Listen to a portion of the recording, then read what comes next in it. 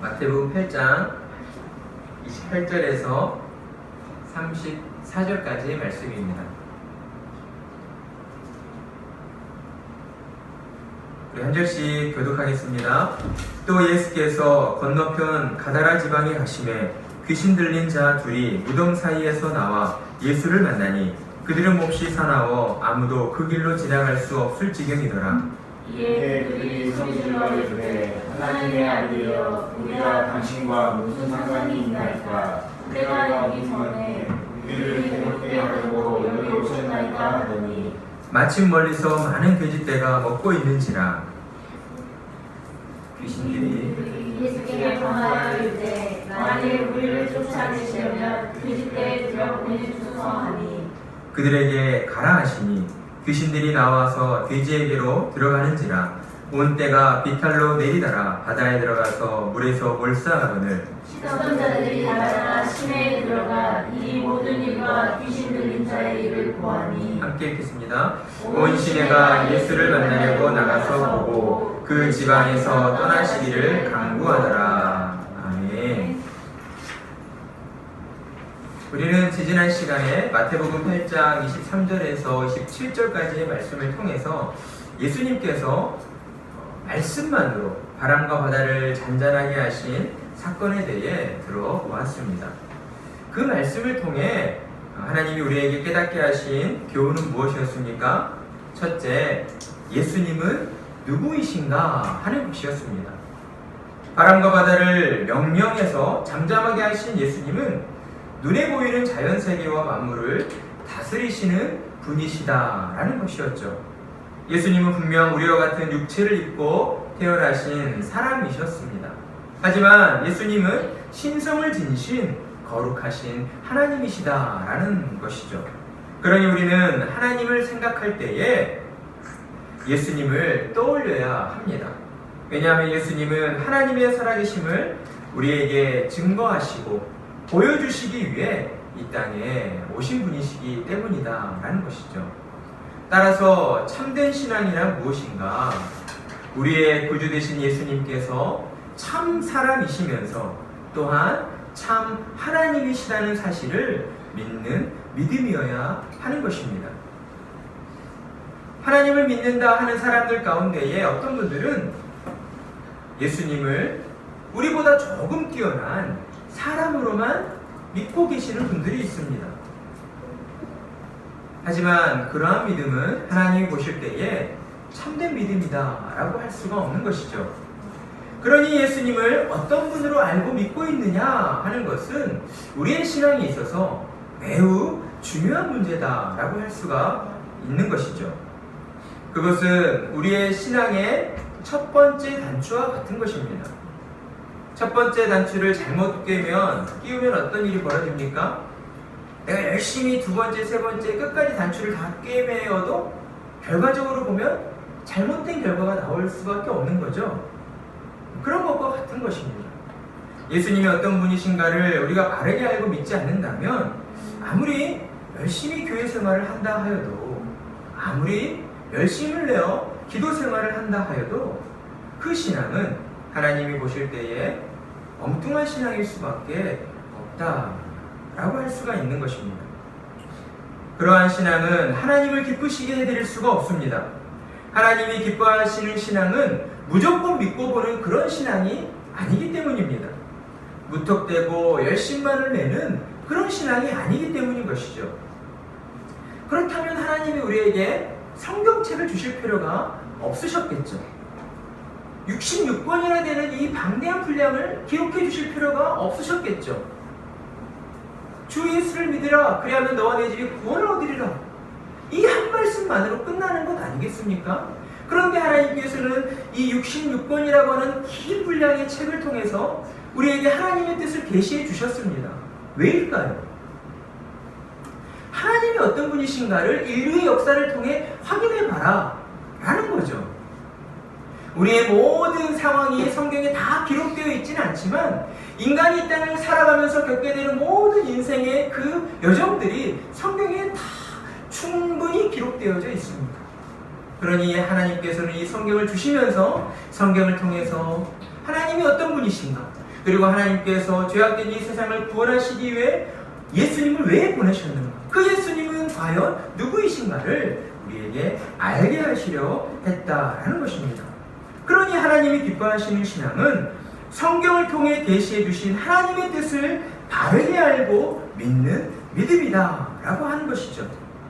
그러니 우리가 언제라도 관심을 가지고 열심을 내어야 할 것은 첫째도 성경이요, 둘째도 성경이요, 성경을 통해서 예수님이 어떤 분이신가를 바르게 하는 것이고, 또한 성경을 통해 예수님의 가르침을 우리가 잘 깨달아서 우리의 삶 속에서 예수님을 쫓아가는 자들이 되어야 한다라고 할 수 있습니다.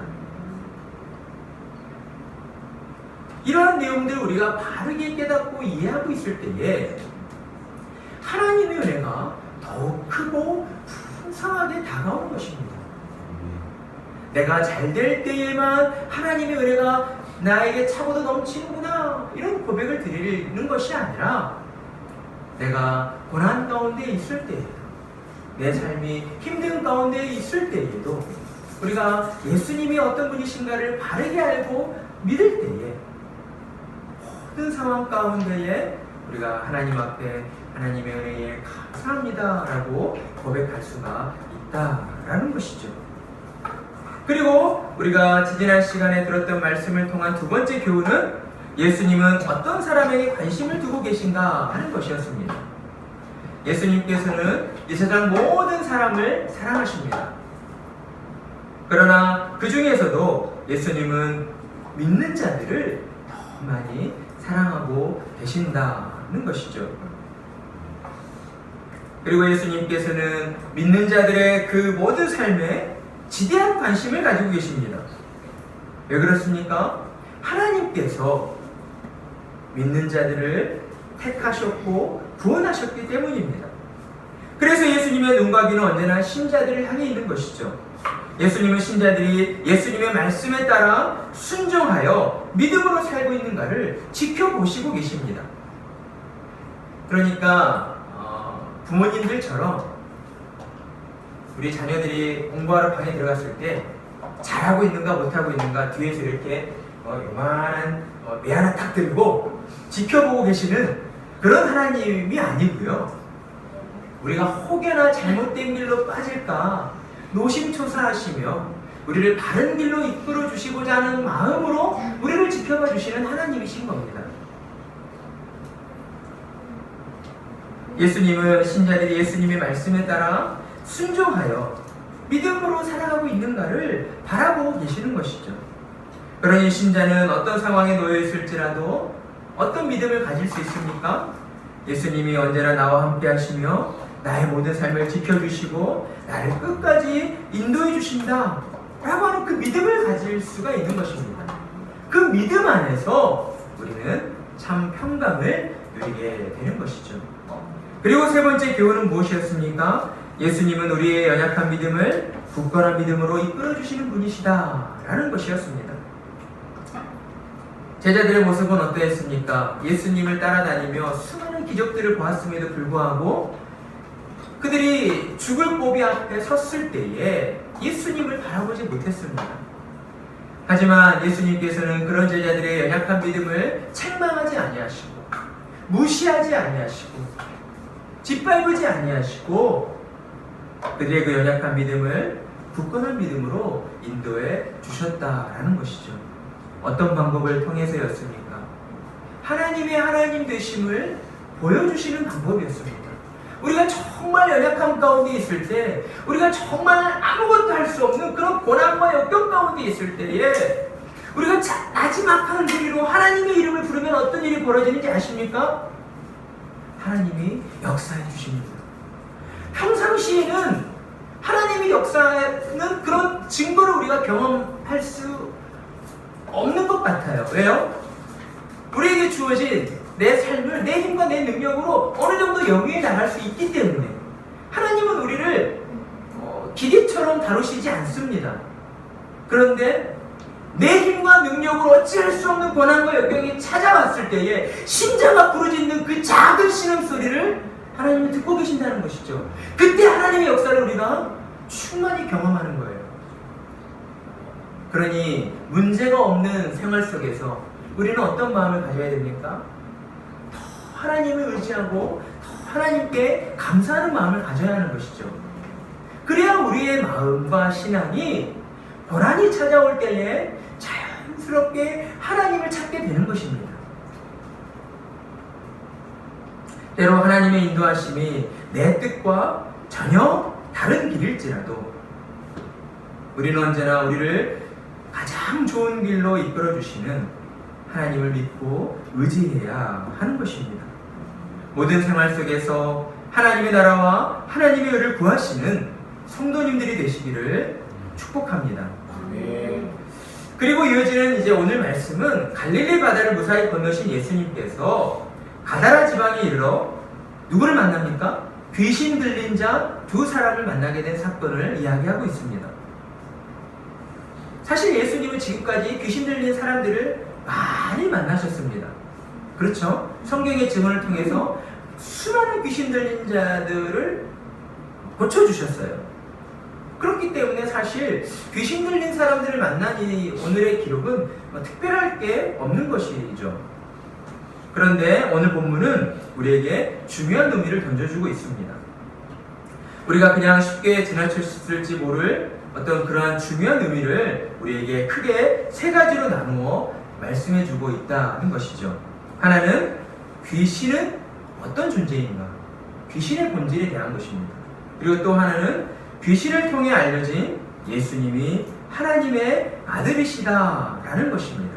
그리고 마지막 하나는 예수님의 영광 앞에서 반응하는 사람들의 모습에 대한 것입니다.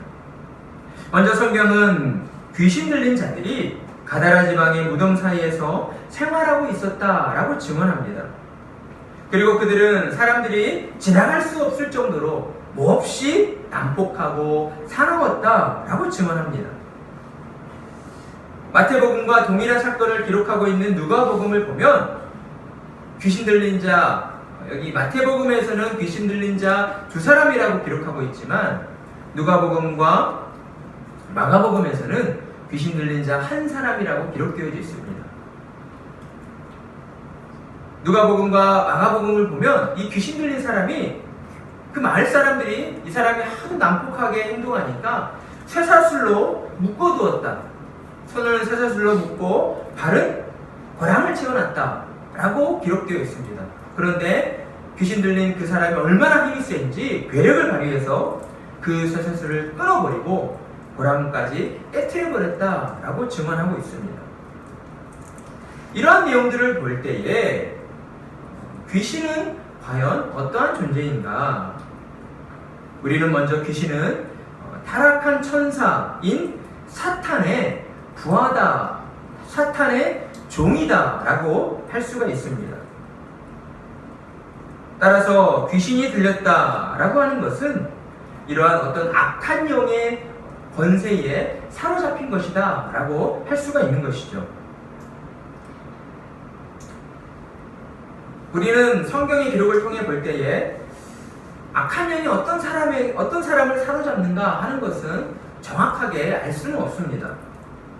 하지만 오늘 말씀을 통해 우리가 이 악한 영, 사탄의 부하로 쓰임받는 이 귀신이라고 하는 존재는 죽음과 밀접하게 관련되어 있다는 것을 우리가 알 수가 있습니다. 무엇을 통해 알 수 있습니까? 귀신 들린 자들이 어디에서 생활하고 있었다고요? 무덤 곁에서 생활하고 있었다는 것을 통해 알 수가 있습니다. 본래 사탄은 하나님을 섬기던 천사였습니다. 그런데 그 천사가 타락하였고 하나님을 대적하는 존재가 된 것이죠. 그래서 사탄은 어떻게 해서든 하나님이 하시는 일들을 방해하려 합니다. 그렇기 때문에 이 사탄의 주된 목적은 사람을 멸망의 길로 이끌어가는 것이다 라고 할 수 있는 것이죠. 성경에서 하나님이 가장 중요하게 행하시는 일은 무엇입니까? 사람을 죄악에서 구원하시는 일입니다. 이와 반대로 사탄은 사람들을 멸망시키는 길로 이끌어 간다는 것이죠.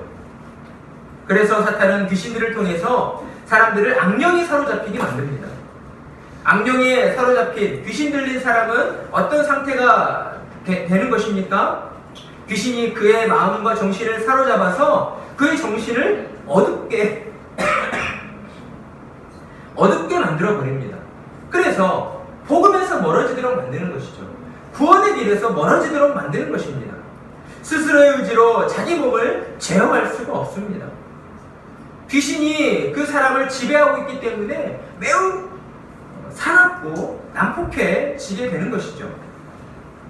이처럼 귀신 들린 사람은 그 몸과 마음이 귀신의 지배로 말미암아 점점 피폐해지게 되고 그런 과정을 통해 끝내 죽음이라고 하는 멸망 가운데에 떨어지고 마는 것입니다. 이러한 사탄의 계획과 이러한 사탄의 노력 앞에 오늘 말씀은 거대한 장애물이, 방해물이 나타났다라고 우리에게 말씀합니다. 그분은 누구이십니까? 바로 예수 그리스도이십니다. 악한 영은 자신이 사로잡은 그 사람을 통해서 예수님을 향해 소리치게 만듭니다. 하나님의 아들이여, 우리가 당신과 무슨 상관이 있습니까? 때가 이르기 전에 우리를 괴롭게 하시려고 여기 오셨습니까? 언뜻 보면 그들이 예수님과 동등한 위치에서 예수님을 대적하여 소리치는 것처럼 보일지 모르지만 그들은 지금 예수님이라고 하는 절대적인 권능 앞에서 두려워 떨고 있는 것이다 라고 할 수 있습니다. 어떻게 해서든 예수님을 피해서 살아야 되겠다, 살고 싶다라고 하는 그 발악하는 모습이라고 할 수가 있는 것이죠. 무엇을 통해 우리는 그 내용을 확인할 수 있습니까? 예수님을 향해 소리치고 있는 그들의 그 말 속에서 그들이 이미 패배했음을, 그들의 패배를 시인하고 있음을 우리는 확인할 수가 있습니다. 첫째는 그들이 예수님을 보고 누구라고 불렀습니까? 하나님의 아들이여 라고 부르고 있다는 것입니다. 우리는 하나님의 아들이다 라고 할 때에 우리의 어떤 일반적인 생각으로는 그저 누구의 아들 이런 정도로만 생각을 할지 모릅니다. 하지만 영적인 존재인 사탄과 악한 영에 있어서는 하나님의 아들이라고 하는 존재는 두려움이자 공포의 대상이었을 것입니다. 왜냐하면 그들은 하나님의 아들이신 예수님이 인간의 몸을 입으신 성자 하나님이라는 사실을 가장 잘 알고 있었기 때문입니다.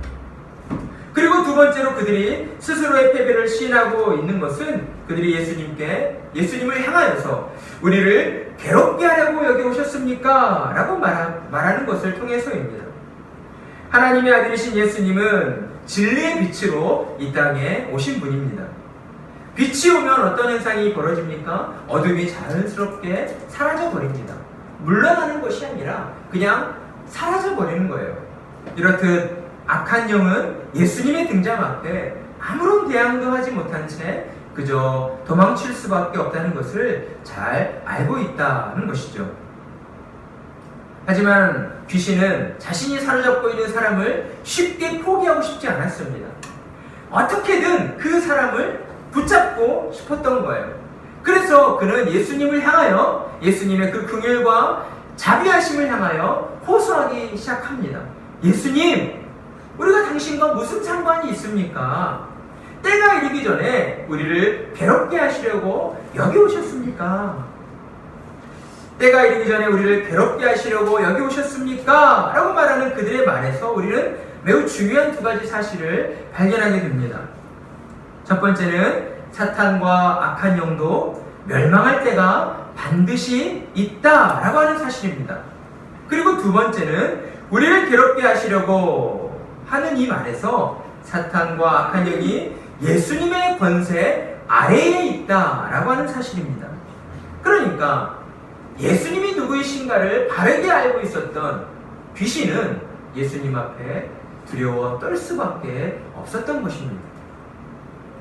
분명히 예수님께서 다시 심판주로 이 땅에 오셨을 때에 사탄과 악한 영은 하나님의 심판으로 말미암아 무적행이라고 하는 지옥에 떨어질 것을 그들 스스로가 알고 있었던 것이죠. 그런데도 귀신은 회개하지 않습니다. 귀신이라는 존재가 그런 존재이기 때문인 것이죠. 그렇기 때문에 그들은 하나님의 마지막 심판의 때가 이르기 전에 어떻게 해서든 한 사람이라도 더, 한 영혼이라도 더 지옥에 떨어뜨리고자 발악을 하고 하는 것입니다. 그들이 붙잡고 있었던 그 사람을 어떻게 해서든 지옥으로 끌고 가기를 원했다라는 것이죠. 하지만 예수님은 귀신의 그러한 계획을 잘 알고 계셨기에 그들을 그냥 내버려 두시지 않으셨습니다. 예수님은 귀신들의 강구를 들어주지 않으셨고 그들에게서 그 사람에게서 나올 것을 명령하셨습니다. 그런데 그 중간에 귀신들이 예수님에게 간청하는 한 가지 내용이 있었죠. 그 내용이 무엇입니까? 저 멀리 돼지떼가 보이자 귀신들이 예수께 간구하여 만일 우리를 쫓아내시려면 이미 쫓아내실 것을 그들은 알고 있었어요. 그러니까 귀신들도 예수님 앞에 있는 것이 두렵기 때문에 빨리 예수님을 피하고 싶은 거예요. 그런데 예수님께서 말씀만 하시면 지금 당장 무정행이라고 하는 지옥에 떨어질 수도 있기 때문에 예수님 앞에 간청드리는 겁니다. 무정행으로 보내지 마십시오. 사실 그들을 향하여 금율과 자비가 베풀어질 그런 대상은 아닌데 예수님께서는 그들의 간청을 들어주십니다. 그들의 간청을 들어주시고 그들을 돼지떼에게 들어가도록 허락하셨다라는 것이죠. 우리는 여기서 의문을 갖게 됩니다. 아니 왜 예수님은 귀신들을 돼지떼에 들어가라고 하셨을까? 우리가 이런 의문을 더욱 강하게 갖게 되는 것은 그 다음에 나오는 결과 때문이죠. 돼지떼들이 잘 먹고 잘 살았다 이렇게 기록으로 끝나면 뭐 의문을 가질 필요가 없는데 돼지떼들이 바다로 그냥 내리 달려가지고 그냥 그들 스스로가 물에 빠져 죽는 그런 기이한 현상이 벌어졌기 때문입니다. 왜 예수님은 귀신들의 간청을 들어주셨을까? 이러한 의문들이 우리를 사로잡을 때에 우리가 중요하게 놓치지 말아야 할 것은 예수님은 지금 무엇을 가장 중요하게 보시고 계시는가 하는 것입니다. 예수님에게 있어 가장 중요한 존재는 누구인가 하는 것입니다. 누구입니까? 사람입니까? 아니면 돼지입니까? 사람이죠. 예수님에게 있어서는 천하보다 소중하게 여기는 한 사람의 영혼, 그 영혼을 살리는 일, 그 일에 모든 것이 쏠려 있는 것입니다. 그러니 예수님은 그 한 영혼을 구원하시기 위해 그 사람을 사로잡고 있는 귀신을 돼지떼에 들어가도록 허락하는 것이 그렇게 큰 문제가 되지 않는다는 것이죠. 그리고 또 다른 측면으로 볼 때에 예수님이 귀신들을 돼지떼에 들어가라고 하신 것은 아마도 그 거라다 지방 사람들이 물질주의에 많이 빠져 있었기 때문이다 라고 할 수가 있을 것입니다. 우리는 오늘 말씀을 통해 크게 세 가지의 교훈을 얻을 수 있습니다. 첫째는 예수님은 하나님의 아들이시다라는 사실입니다. 귀신 들린 자의 고백이었지만 성경은 이를 매우 중요한 증언으로 우리에게 말씀해주고 있는 것이죠. 우리가 사는 이 시대는 그렇지 않지만 고대 중세 시대로 넘어가 보면 한 나라를 다스리는 왕은 신과 같은 존재였습니다. 그 나라의 백성들은 왕을 신으로 받들었습니다. 그리고 그 왕이 가진 권세는 그 왕의 아들에게도 또한 동일하게 주어지는 것이었습니다. 그러하듯이 귀신들이 예수님을 보고 하나님의 아들이라고 말한 것은 예수님이 비록 우리와 같은 육신을 입고 계신다 할지라도 예수님에게는 하나님과 같은 권세가 있음을 우리에게 알려준 것이다 라는 것입니다. 또한 우리에게 깨닫게 하시는 두 번째 교훈은 이 세상은 반드시 끝이 있다 라는 것입니다. 우리가 사는 이 세상은 결코 영원한 세상이 아닙니다. 언젠가 반드시 끝이 나는 세상입니다. 이것을 귀신들이 증언해주고 있는 것이죠. 귀신들이 때가 이르기 전에 우리를 괴롭게 하려고 오셨습니까? 라고 이야기한 것으로 볼 때에 그때가 되면 사탄과 악한 영은 하나님께 심판받아 멸망당하게 된다는 것을 우리가 알 수가 있는 것입니다. 그러니 신자는 언제라도 하늘을 바라보며 살아야 하는 것이죠. 이 땅이 아닙니다. 이 세상이 아닙니다. 우리의 구주 되신 예수님을 다시 만나게 될 그날을 더욱 간절히 사모하며 살아야 하는 것입니다. 초대교회 성도들은 서로 만날 때마다 이렇게 인사했다고 합니다. 마라나타, 해석하면 어떤 의미입니까? 주 예수여 어서 오시옵소서. 우리도 한번 서로를 바라보며 마라나타라고 인사해 볼까요? 마라나타, 마라나타, 마라나타, 주 예수여 어서 오시옵소서. 그렇습니다. 초대교회 성도들은 오직 예수님 다시 오실 그날만을 바라보며 살았습니다. 성경은 말씀하고 있습니다. 신자의 산 소망은 오직 예수 그리스도 안에 있다고 말입니다. 예수님 안에 있는 신자들의 산 소망은 무엇입니까? 그리스도로 말미암아 죄에서 구원받아 영원한 생명을 살게 되었다라고 하는 것입니다. 그 소망은 우리가 어떻게 살았느냐, 우리의 노력 여하에 따라서 이루어질 수도 있고 안 이루어질 수도 있는 그런 것이 아닙니다. 왜 그렇습니까? 우리의 구주 되신 예수님께서 이 모든 것들을 우리를 위해 이미 이루어 주셨기 때문입니다. 그러니 신자는 예수님 안에 거하며 날마다 예수님 다시 오실 그날을 소망하며 살아야 하는 것입니다. 사랑하는 성도 여러분, 천국 소망으로 더욱 뜨거워지시기 바랍니다. 지금보다 더욱 간절한 마음으로 하나님 나라 천국을 소망하며 살아가시는 여러분이 되시길 바랍니다. 그리고 세 번째 교훈은 사탄과 악한 영은 예수님의 권세 아래에 있다라는 것입니다.